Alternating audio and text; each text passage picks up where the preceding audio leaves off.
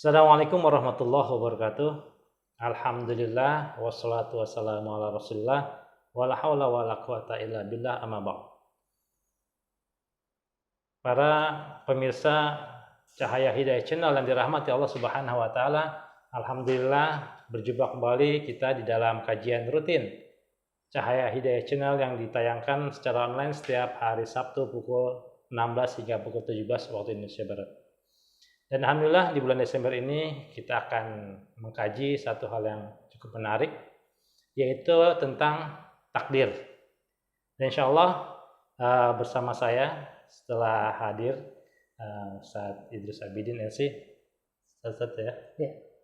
Beliau dosen di STIS Al-Manar, Ustaz ya. Baik, kabar gimana Ustaz? Sehat? Alhamdulillah sehat. Ya. Jadi gini Ustaz. Ketika kita bicara masalah takdir ya, ada di antara para imam mazhab pun sepertinya juga ada perbedaan Ustaz. Bisa antum jelaskan Ustaz, tentang takdir itu sebenarnya seperti apa sih? Iya. Bismillah wassalatu wassalamu ala Rasulillah. Ya, seputar takdir emang ini jadi polemik ya di kalangan umat Islam. Ya, pointernya adalah apakah semuanya sudah kelar gitu, kita nggak ada lagi istilahnya usaha gitu ya. Ya itu memang yang jadi polemiknya. Sebenarnya ya kalau kita mau sebut bahwa takdir itu semuanya adalah sudah ditetapkan oleh Allah Subhanahu wa taala, ya iya. Dan ketetapan itu ditetapkan karena memang Allah Maha mengetahui. Ya, jadi pengetahuannya menyeluruh ya, dari sebelum kejadian masa lalu ya, sekarang dan yang akan datang, itu Allah meliputi semua itu dengan pengetahuan. Oleh karena itu ya kaitannya dengan syariat, Allah menciptakan syariat itu berdasarkan pengetahuan akan masa depan yang luar biasa, sehingga ya istilah ralat-ralat perubahan di sisi Allah itu nggak ada. Yang berubah itu hanya di level manusia, karena apa yang akan terjadi di masa depan, perubahan-perubahan itu sendiri mekanismenya Allah udah tahu dari. Ya, jadi di sisi Allah nggak ada istilah perubahan, la yubaddalul qawlu ladayya. Ya, tapi yang berubah di bawah yang ada namanya nasih mansuh, itu karena kesiapan manusia, bukan di sisi Allahnya. Itu bagian dari pentahapan. Oleh karena itu ya ketika kita berbicara takdir versi Ahlussunnah wal Jamaah, pertama ketetapan takdir berdasarkan pengetahuan Allah yang meliputi segala sesuatu, sehingga ya nggak mungkin ada yang salah di situ. Nggak ada yang salah. Itu yang pertama. Jadi yang kita sebut takdir itu. Yang kedua adalah masalah pencatatan. Ya, jadi apa yang Allah sudah tetapkan itu tercatat dengan rapi di Lauhul Mahfuz. Jadi apakah mungkin ada kejadian di luar rencana dan catatan? Nggak mungkin. Nggak mungkin. Nah itu yang kedua. Yang ketiga, ntar sisi keyakinan bahwa Allah itu keinginannya pasti terjadi. Nggak ada yang menghalanginya. Nggak ada yang menghalangi. Dan Allah pun maha kuasa, kekuasaannya tidak mungkin ya ada yang mengalahkan. Ya, itu yang ketiganya. Nah, lalu yang keempat, ya, terjadinya segala progres ketetapan yang sudah direncanakan lalu ditulis dengan dukungan kekuasaan dan kehebatan Allah. Nah, akan terjadi seperti itu. Nggak bisa keluar dari situ.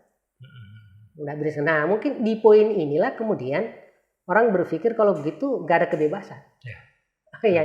Nggak, masalahnya bukan tidak ada kebebasan, karena semua ini hanya terkait kehebatan Allah, keilmuannya, pengetahuannya. Dan namanya pengetahuan Allah itu tidak otomatis menghilangkan kehendak dan kebebasan kita, tidak. Paling mungkin pertanyaannya gambarannya gimana ya? Gambarannya kayak kita di dunia ini, ya kita nggak mungkin keluar dari kolong langit dan bumi. Ya itu kayak takdir, tapi langit dan bumi sendiri tidak pernah memaksa kita kafir, mau mukmin, kita tetap bebas. Kita tetap bebas gitu. Ya, lalu nanti ada poin ke-5, masalah taisir. Jadi kita ini mudah melakukan apa. Ya, kalau berarti kita mudah melakukan keburukan, itu karena kita sendiri yang memilih keburukan, lalu Allah biarkan. Tapi kalau kita berusaha untuk memilih yang baik dan Allah mau yang baik, ya, berarti Allah akan support kita, Allah akan mudahkan kita karena itu yang Allah inginkan. Nah, di sini terada kata keinginan. Kata keinginan yang luput terkadang dari banyak orang, seolah-olah setiap Allah mau pasti Allah cintai. Ya, nah, tidak begitu. Nah, enggak semua keinginan Allah pasti Allah cintai.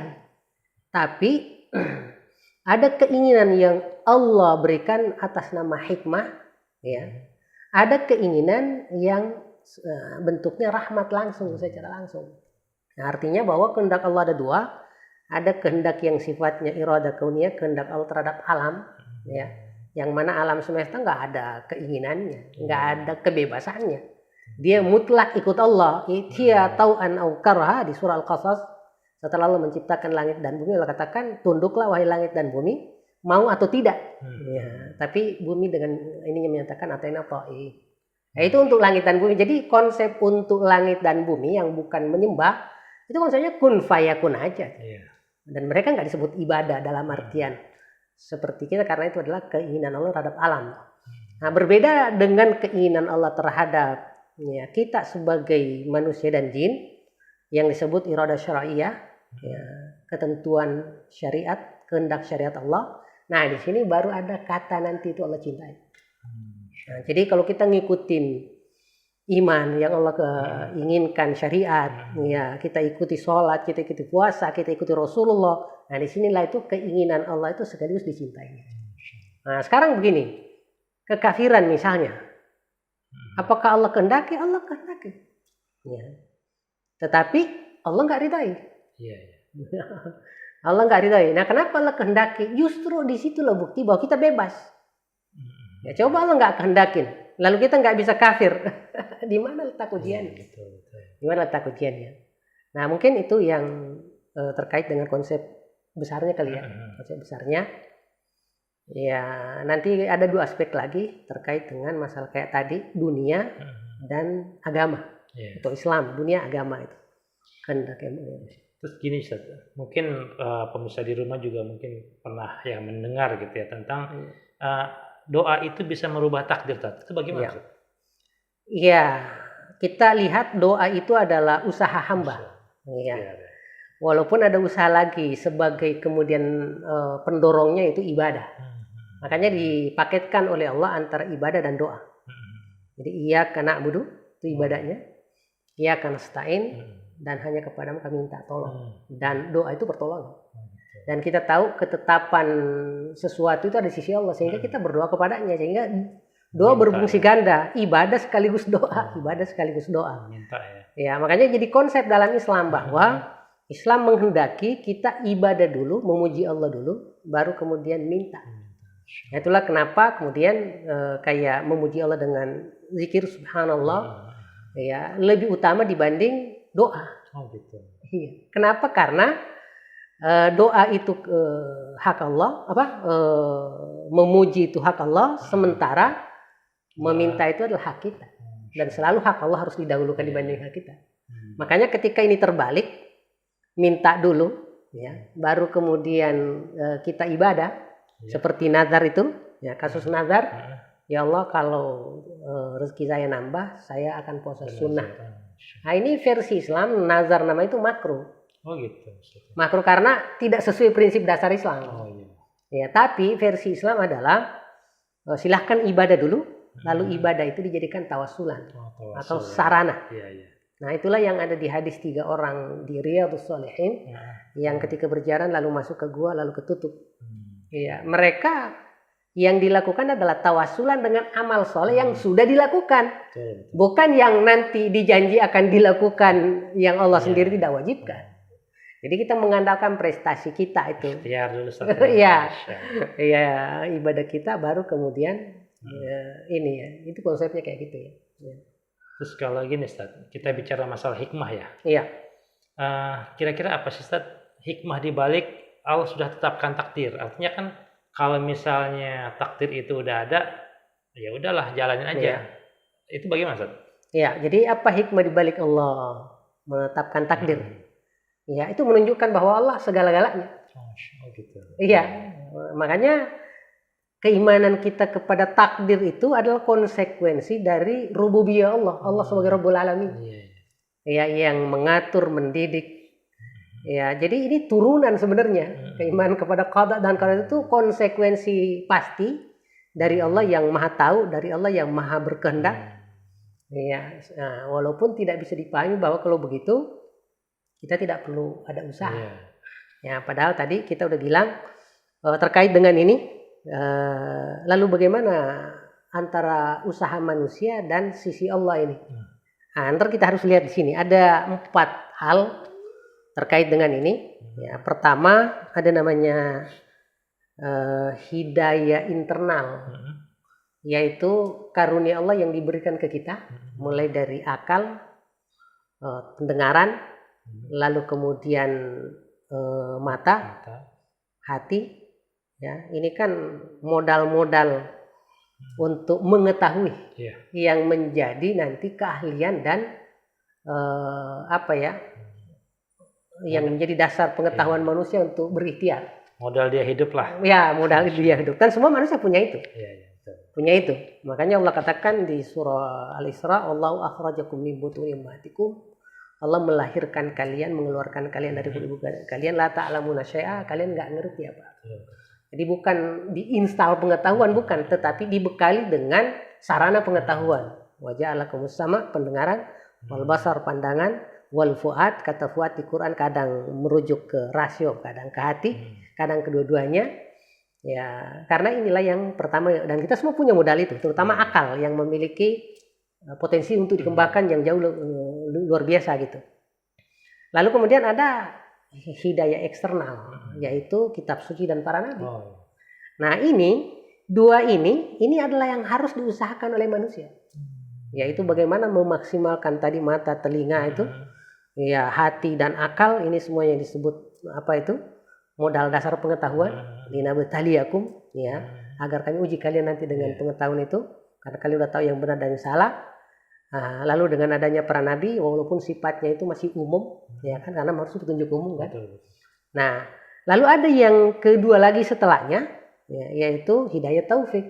Nah, ini bukan wilayah kita lagi, udah wilayah Allah Subhanahu wa Ta'ala. Tapi kita yang butuhkan. Apalagi setelah taufik nanti itu kita di akhirat masih butuh hidayah loh. Apa itu hidayah untuk istiqomah bisa menjawab pertanyaan mungkar nakir. Harus melewati siratal mustaqim, penimbangan. Nah, itu adalah hidayah lanjutan yang nggak mungkin berlanjut ke situ kalau ini urutannya nggak benar dari awal. Nah, dari dua usaha manusia, dua di sisi Allah yang Subhanahu wa Ta'ala yang terkait hidayah taufik dan kemudian hidayah masuk surga itu. Nah, di sini karena kita lihat bahwa ada perpaduan antara wilayah usaha manusia dan wilayah kita sebagai wilayah Allah Subhanahu wa Ta'ala. Karenanya nanti ikhtiar dan tawakal satu paket. Satu paket itu. Sehingga ya alhamdulillah usaha tidak boleh melupakan Allah sang pemiliknya. Sementara kemudian tidak boleh juga kemudian mengandalkan Allah tanpa usaha. Tapi harus dipatenkan. Itu yang disebut sebab akibat. Kausalitas yang Allah sebut. Baik, Ustaz. Ini menarik yang antum sampaikan ya mengenai masalah ikhtiar dan tawakal itu. Iya. Tapi akan kita bahas setelah yang berikut ini. Kita break sebentar.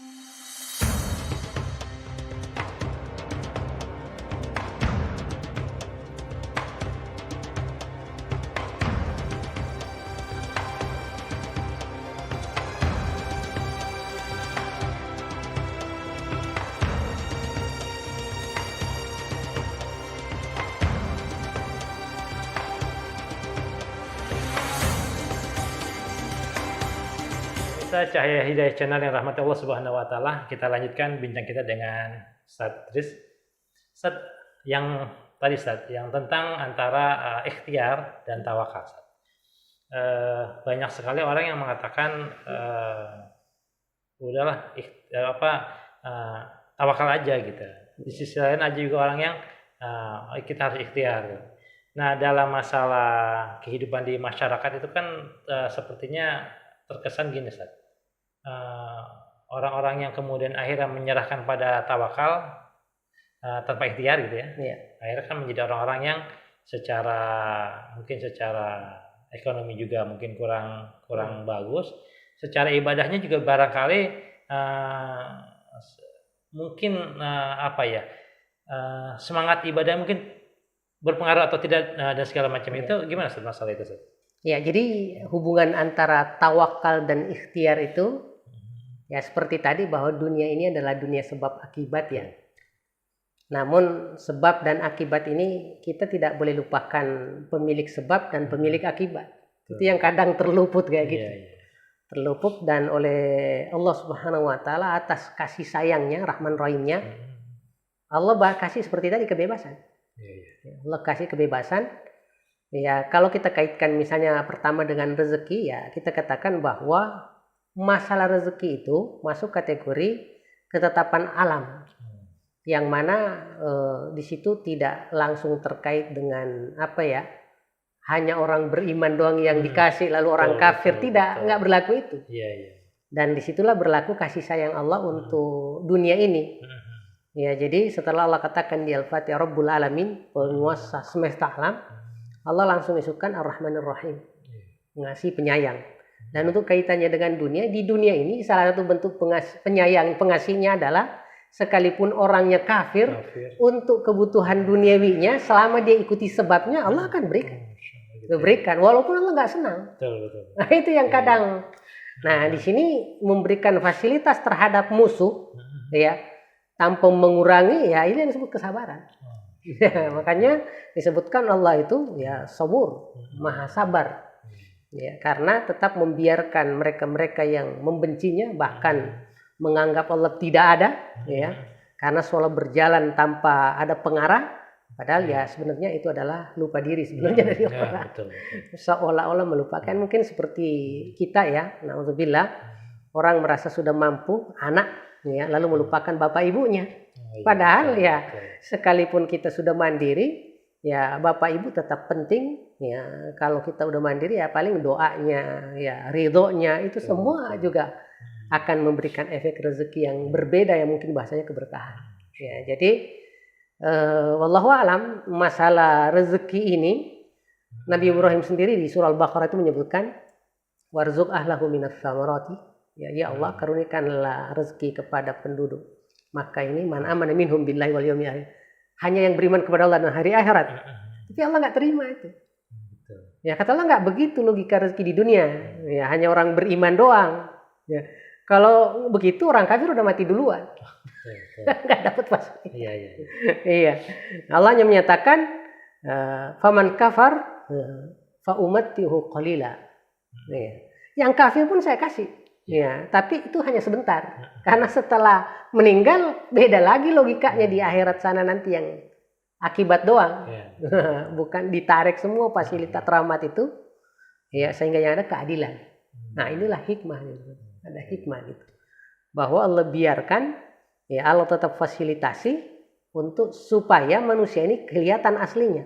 Nanti kalau misalnya dia kafir lalu tidak dapat rezeki, nanti dia kemudian beriman bukan karena Allah, tapi karena rezekinya. Betul. Gitu kan? Karena kelihatan saat ya. Ya nggak kelihatan kebebasan nanti. Ya, kalau sudah difasilitasi semuanya, mau kafir mau ini tetap dikasih.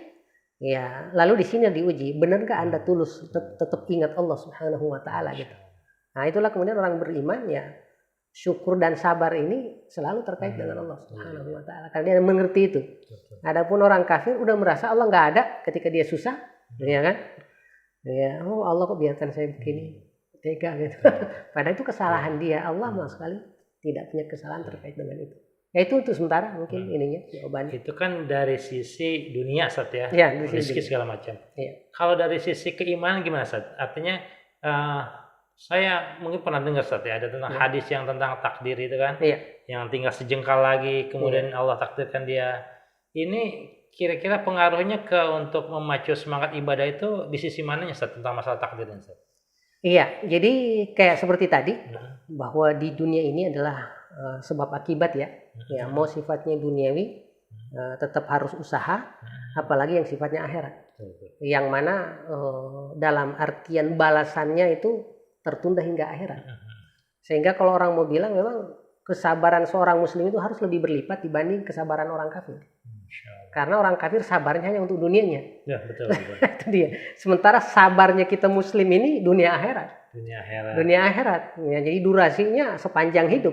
Betul. Panjang hidup, sehingga ya kekuatan seorang muslim dari aspek usaha, ikhtiar, dari aspek kesabaran, dari aspek segalanya tawakal itu harus lebih maksimal dibanding orang-orang kafir, karena memang jangkauan visi kedepannya itu masa depannya panjang, dan berpikir panjang itu yang disebut tanggung jawab, tidak berpikir sekarang doang yang orang kafir yang tergesa-gesa itu.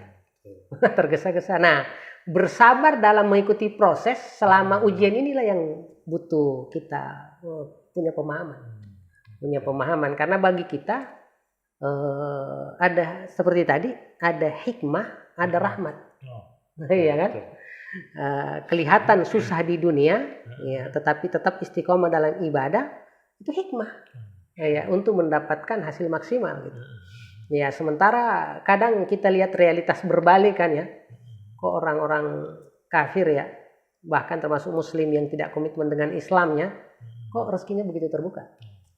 Ya, itu banyak hal di situ. Pertama, bahwa ya mereka pun punya kebaikan, walaupun kebaikan itu bukan karena Allah misalnya, dibalas dengan keadilan Allah segerakan di dunia ini.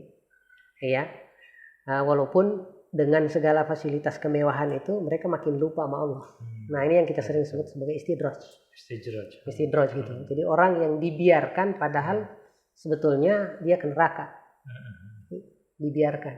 Ya, naudzubillah sanastadrijuhum min haitsu la ya'lamun. Allah biarkan dia tanpa sadar mengejar syahwat padahal itu ujungnya neraka itu.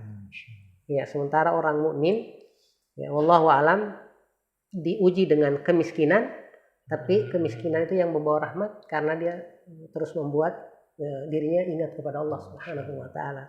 Yang ya kita nggak tahu kalau dikasih kenikmatan ya belum tentu seperti Nabi Sulaiman dengan segala fasilitas nikmat dia tetap bisa kokoh.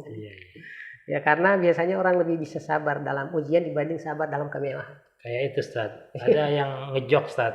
Iya. Katanya sopir Metro Mini itu lebih banyak membawa orang masuk ke surga daripada Ustaz, daripada khotbah Jumat gitu. Iya. Katanya kalau sopir Metro Mini itu bikin orang banyak istighfar gitu. Iya, ugal-ugalan ya. Nah, khotbah Jumat orang malah banyak yang tidur.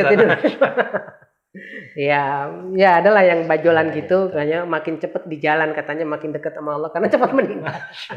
Cepat bertemu Allah ya. Ya, mungkin logika banyolan. Ya, wallahu alam bisa seperti tadi itu, nggak ada masalah karena orang istighfar, sementara kemudian orang yang tenang malah kemudian terlalu nyaman. Mungkin gini, Ustaz, kembali ke yang tadi sempat saya tanyakan, Ustaz, yang tentang hadis yang hampir orang yang menjalani kebaikan, tapi Allah takdirkan di akhirnya melakukan keburukan atau sebaliknya. Ini untuk orang-orang yang kemudian melihatnya sebagai secara pesimis gitu ya. Jadi ngapain dong saya ibadah kalau toh akhirnya nanti, itu gimana, Ustaz? Ada ketetapan takdir. Balik ke yang tadi ini sebenarnya ini hanya kayak alarm kehati-hatian ya, bahwa namanya istiqomah itu sampai meninggal. Jangan sampai terlena, adalah sejak dari muda saya udah berjuang dalam hal istiqomah dan dakwah, saya udah ini udah di akhir hidup ini saya istirahat aja. Enggak begitu logika akhirat. Bahkan sebenarnya logika dunia pun enggak begitu.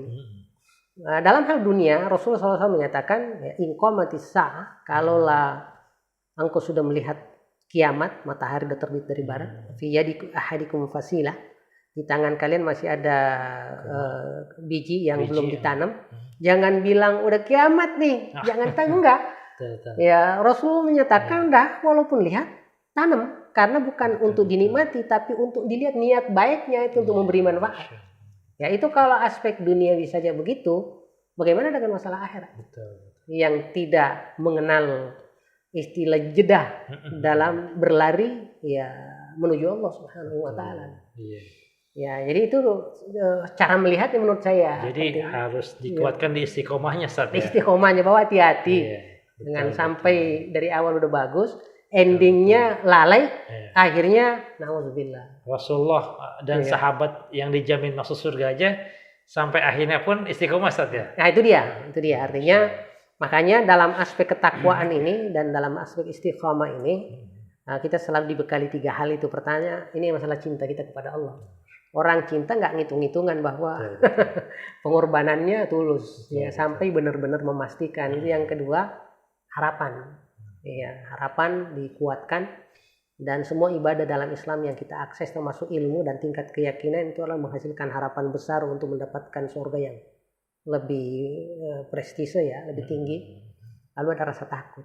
Jadi masalah hati-hati kerasa nggak boleh hilang. Ya nggak boleh hilang. Kalau seorang ahli ibadah lalu menyatakan ya keterlaluan kalau saya gak masuk surga. Udah punya pesantren, ya udah punya murid-murid juga bikin pesantren. Nggak ada kata begitu. Dia tetap harus hati-hati. Jangan-jangan apa yang dia kerjakan selama ini kurang ikhlas, hanya untuk dibilang. Nah itu yang harus terjaga itu menurut saya dengan hadis tadi itu. Hatta ma bainahu wa bainahu illa zira. Amal soleh yang dia lakukan tinggal setingkah lagi masuk surga. Fayasbiqu alaihil kitab. Lalu kemudian ketetapan takdir mendahulinya. Famila ahlan nar, lalu dia melakukan pekerjaan neraka. Ya, jadi menurut saya itu ada 2 hal, bahwa ingat segalanya tetap di tangan Allah Subhanahu wa taala. Kita masuk surga bukan karena tauhid kita, lalu bukan karena Allah kan ya, bukan karena amal soleh kita, tapi karena rahmat Allah gitu. Iman dan amal soleh hanya sebab. Kayak makan bukan itu yang mengenyangkan kita. Kadang kita makan udah banyak nggak kenyang karena yang menentukan kenyang tidaknya itu Allah Subhanahu wa taala. Dengan sebab Allah bisa mengenyangkan, bahkan tanpa sebab Allah juga bisa sebenarnya. Betul. Tapi hukum sebab akibat Allah akan taati. Betul. Ya misalnya kasusnya gini, ya Nabiullah Isa lahir tanpa sebab seorang misalnya suami ya. Betul. Gak ada. Ya, bahkan kalau mau bilang Adam dan Hawa ada tanpa melewati proses, dia penciptaan murni ya gitu. Dan Allah mampu melakukan semua itu. Nah makanya kita katakan tadi balik bahwa ya lita'lamu, agar kalian wahai manusia menyadari ya annallaha ala kulli syai'in qadir, bahwa Allah mampu melakukan segalanya. Wa annallaha qad ahata bi kulli syai'in ilman, Allah Maha mengetahui semuanya kayak gitu. Jadi ya otoritas itu yang harus kita terus akui gitu ya. Dengan tetap mengandalkan usaha kita agar ikhtiar dan ya sebab akibat, ikhtiar dan taufik itu selalu searah. Wallahu a'lam. Baik, pemirsa yang dirahmati Allah Subhanahu wa taala, menarik ya, bahwa ternyata memang yang namanya istiqomah itu dituntut dari kita untuk sampai dengan akhir Ustaz ya.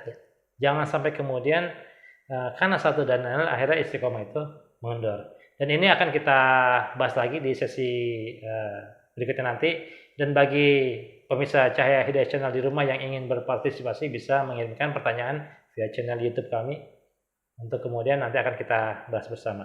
Dan kita akan kembali setelah yang berikut.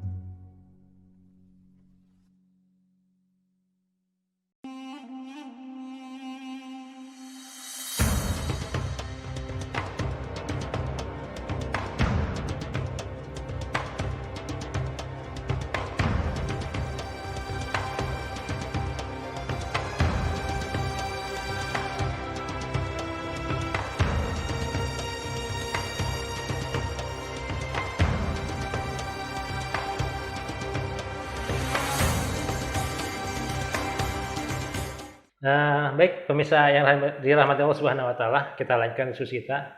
Ustaz, ada pertanyaan Ustaz tentang apa sih yang perlu dilakukan oleh seorang muslim agar bisa tetap istiqomah, terutama tentang masalah takdir. Iya. Masalah istiqomah dan takdir, ya tadi kita udah kasih apa itu pembatasannya, bahwa kehendak Allah itu ada dua, ada kehendak terhadap alam yang sifatnya pasti ya, yang nanti menjadi kajian sains sehingga ditemukanlah teknologi memudahkan manusia dalam hidup. Lalu kemudian ini yang utama, ketetapan Allah yang sifatnya syariat, yang menyangkut taat dan maksiat di sini. Ya, dan ini adalah tujuan gitu ya. Sementara yang tadi itu alam itu sarana. Ya.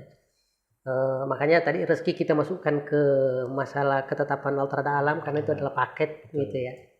Nah masalah ini, nah inilah yang disebut nikmat sebenarnya itu. Ya, yang di Al-Fatihah selalu kita bilang an'amta alaihim. Ya, jadi kita bilang ihdinas siratal mustaqim. Ya Allah, tunjukilah kami jalan yang lurus. Mustaqim ini terkait dengan istiqomah tadi yang ditanyakan. Ya. Siratal ladzina an'amta alaihim, jalan orang-orang yang telah engkau karuniakan nikmat ke mereka gitu. Nah, inilah kata nikmat itu. Jadi rezeki dan nikmat itu, nikmat yang dimaksud ini adalah nikmat ilmu plus amal sekalian. Nah, itulah istiqomah itu. Kapan ada satu sisi dari dua ini yang tidak matching, ya, maka pasti ada penyimpangan. Sama seperti tadi antara usaha dan tawakal, mana kapan nggak matching pasti ada yang salah di situ. Nah, di sini nikmat itu adalah nikmat ilmu dan nikmat amal. Iya, nikmat ilmu dan nikmat amal yang kemudian ghairil maghdubi alaihim, bukan jalannya orang-orang yang dibenci karena hanya mendapatkan ilmu tanpa praktek amal. Itulah karakteristik Yahudi yang kita minta ke Allah dijauhkan dari model seperti itu. Sekaligus walad dolin, bukan orang yang tersesat yang memiliki semangat amal namun minim ilmu, sehingga dipastikan dia tidak fokus. Betul. Pasti tersesat. Pasti tersesat.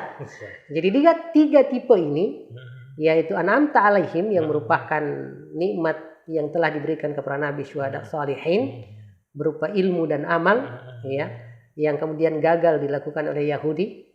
Begitupun kemudian Nasrani gagal di aspek ilmu, sehingga ya mereka nggak orang istiqomah. Ya, lawan dari istiqomah itu kan artinya berarti apa ya?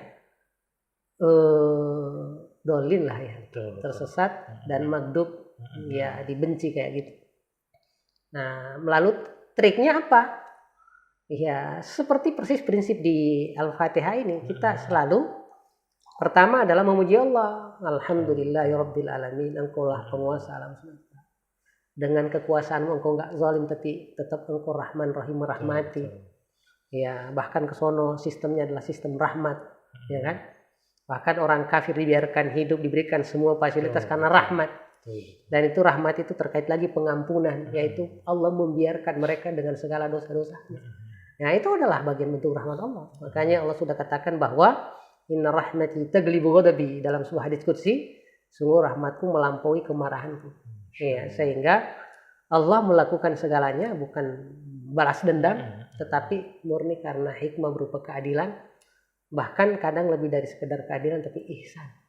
Ya, karena ada pemaafan yang diberikan ke banyak orang agar hidup ini bisa berjalan seperti ini. Karena kalau bukan prinsip itu, maka banyak yang celaka di antara kita. Kita akan mati semua karena tidak lolos ya, saringan Allah Subhanahu wa taala, tanpa ada Allah pengampun, penyayang dan seterusnya itu.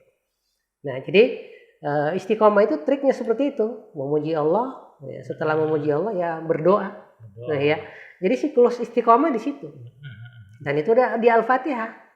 Nah, itulah kenapa Al-Fatihah itu menjadi password wajib sholat. Karena terkait Allah dan hamba. Jadi memuji Allah, lalu kemudian minta hak kita. Nah, lalu gimana istiqomah itu? Ya seluruh ayat Quran dari Al-Baqarah sampai Al-Ikhlas itu istiqomah semua. Jadi tinggal kita mampu mencoba memahami Al-Quran, apa yang Allah kehendaki itu, yang sifatnya tadi syariat, lalu kita implementasikan dalam kehidupan kita dan sudah difasilitasi dengan contoh nyata itu Rasulullah, dibarengi dengan sahabat-sahabat, dibarengi dengan tabi'in. Ya, lalu setelah itu ya kita berijtihad karena ada kejadian di zaman kita yang tidak ada di zaman mereka secara peristiwa, walaupun ada secara hukum, ya kan? Nah, di sini dibutuhkan kecerdasan. Ya, itu kecerdasan. Jadi untuk istiqomah ini ya tetap kita harus ibadah terus, barengi dengan istighfar, barengi dengan permohonan hidayah, menuntut ilmu, ya sambil mohon taufik dan hidayah dari Allah Subhanahu wa taala. Jadi balik lagi ke masalah usaha dan ikhtiar. Ya, baik itu dunia maupun masalah akhirat. Wallahu a'lam. Artinya ketika dia sudah ada ilmu, maka untuk menunjukkan istiqomahnya setelah ilmu itu dia dapat, dia harus beramal gitu Ustaz ya. Iya. Kita harus mempraktekkan, makanya nanti ada 2 kategori di situ dalam aspek ilmu. Ada yang sifatnya fardu ain yang harus kita pahami dengan benar. Betul. Karena terkait dengan semua kita, misalnya kayak sholat, ya karena kita semua wajib sholat. Ya termasuk kayak misalnya baca Quran, membacanya ya, bukan belajar ilmu tajwidnya. Karena harus dibedakan antara baca Quran dengan benar, ya dengan belajar tajwid. Iya. Belajar baca Quran dengan benar itu hanya sekedar dituntun, begini caranya tanpa dikasih ilmunya bisa itu. Iya betul. Ya sementara masalah ilmu, masalah baca ya bisa benar tapi nggak ngerti kenapa benar dan nggak ngerti kenapa nggak salah. Ya butuhlah ilmu namanya itu ilmu tajwid. Nah jadi sama kita semuanya. Ketika kita kemudian masuk di bisnis berarti kita harus belajar ilmu halal haram dalam bisnis kalau memang karena itu udah jadi fardu ain wajib bagi kita gitu. Jadi tahapannya seperti itu. Bagi yang menjadi politisi muslim berarti ya dia harus punya ilmu syariah. Betul. Iya. Nah, minimal kalau ilmu syariahnya nggak dimiliki secara total, minimal dia punya pengawal. Ya syar'i yang dia bertanya ini gimana tinjauan syar'inya. Ya karena ya dia harus punya latar belakang lain misalnya dengan ilmu alam ya.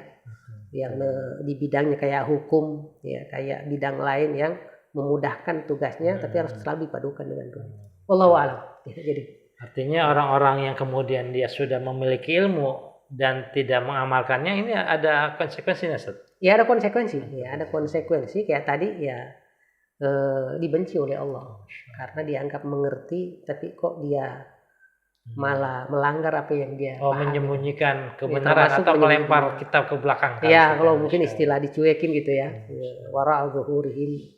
Ya wallahu a'lam gitu.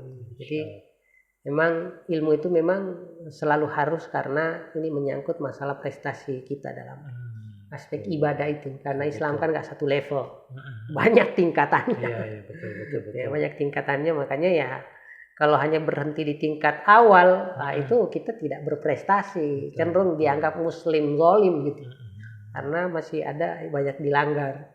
Nah ilmu ini penting untuk terus meningkatkan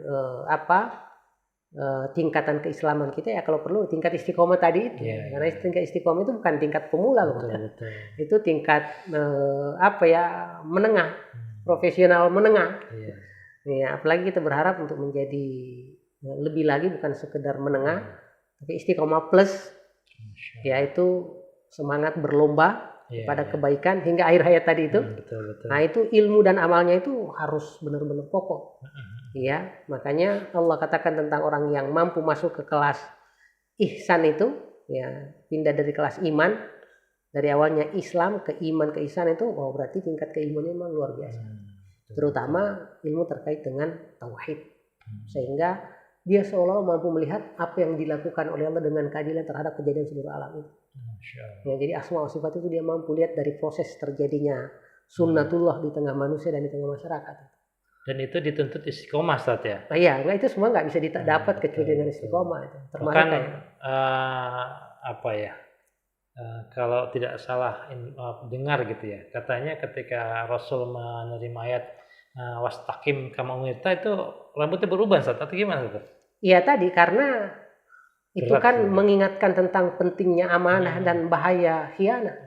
Apalagi bagi seorang rasul ya, bagi seorang nabi yang punya beban lebih.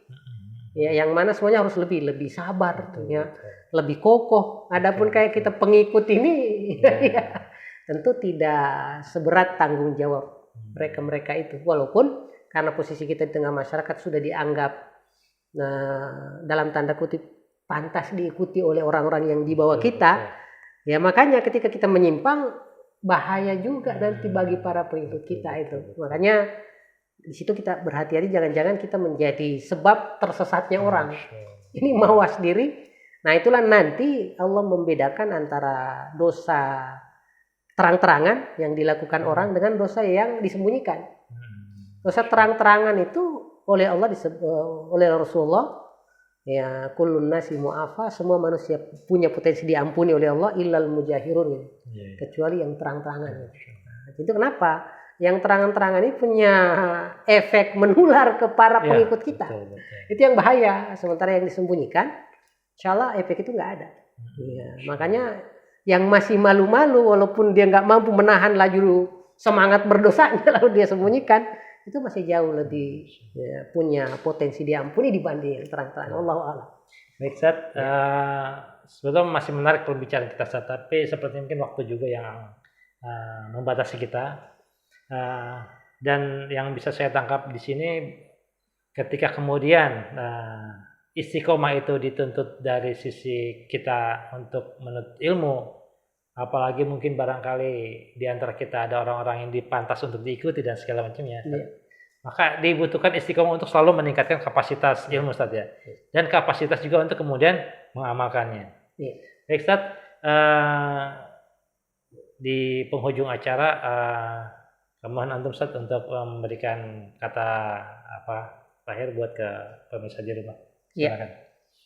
Pemirsa yang dirahmati Allah Subhanahu wa taala, bahwa kehidupan dunia ini adalah peluang dan kesempatan yang mana ini adalah rahmat dari Allah Subhanahu wa taala.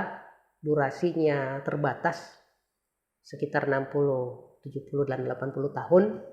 Namun efek kedepannya itu adalah tanpa batas. Tanpa batas. Makanya ya kita harus pelihara kesabaran kita. Kita harus kemudian tetap menjaga stamina konsentrasi kita, ya, karena memang itulah yang Allah kehendaki dari kita, bahwa begitu cintanya kita kepada Allah sampai kita konsisten hingga kemudian akhir kesempatan ini selesai, dan berharap kita tersenyum nanti di endingnya insya Allah. Ya, semuanya butuh usaha, semuanya butuh doa, ya, dan butuh taufik dari Allah Subhanahu wa taala, dan butuh pun kebersamaan sehingga password ibadah kita itu ya karena abudu, kepadamulah kami menyembah, nggak make kepadamulah saya menyembah. Kenapa? Karena memang ibadah itu harus dilakukan bareng-bareng, ya, supaya memudahkan kita karena dilakukan secara bersama-sama. Wallahu a'lam.